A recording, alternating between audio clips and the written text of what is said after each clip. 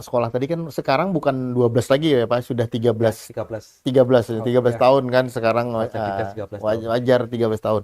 Nah, ternyata ini di jenjang prasekolah Pak ya. Ya, Nah, ini kategorinya prasekolah ini kayak apa nih Pak? Apakah mereka harus PAUD dulu atau TK kecil, TK besar atau bagaimana nih Pak? Atau prasekolah yang dimaksud ini dan bagaimana nih Pak?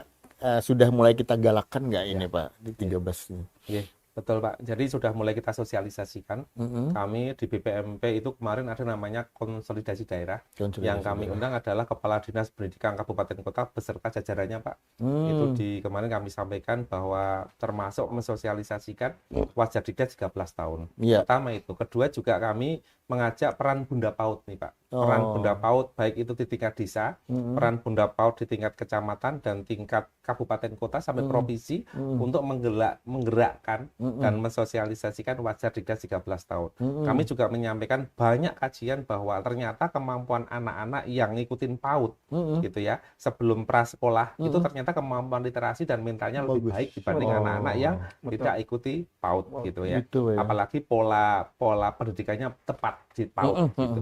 Jadi pra SD itu 1 tahun sebelum SD bisa PAUD atau TK gitu.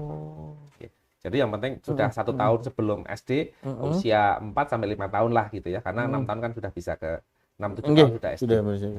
Sudah mulai dan ini berarti Pak untuk sekolah berarti tidak bisa lagi seperti dulu kan, nggak perlu lagi TK langsung SD aja. TK ini hanya main-main. Sekarang berarti untuk prasekolah ini cukup penting Pak ya? Iya, karena sudah menjadi kebijakannya kementerian bahwa salah satu yang penting adalah 1 tahun sebelum SD, 1 tahun Pak ya? 1 tahun sebelum prasekolah gitu. Oke, ini cukup menarik dan kita ternyata tidak terasa hampir 1 jam nih Pak. Nah, mungkin di akhir acara ini Pak, mungkin ada closing statement dari Pak Yuli sendiri Pak. Buat pemirsa kita. Baik, terutama kami sangat berkepentingan, terutama terkait penanganan anak tidak sekolah. Kami sangat berharap bahwa seluruh kabupaten kota, Dinas Pendidikan Kabupaten Kota bersama pemerintah daerahnya mensegerakan dan membuat program penanganan anak tidak sekolah. Entah itu mau di branding atau tidak di branding, tetapi program itu terus berkelanjutan sehingga nanti sampai dengan angka verifikasi datanya itu mencapai batas. Paling tidak kita bisa mengembalikan target tahun ini berapa persen. Mau 20%, 30%, anak kembali ke sekolah itu sudah cukup sekali. Udah baik, karena pasti effortnya juga luar biasa.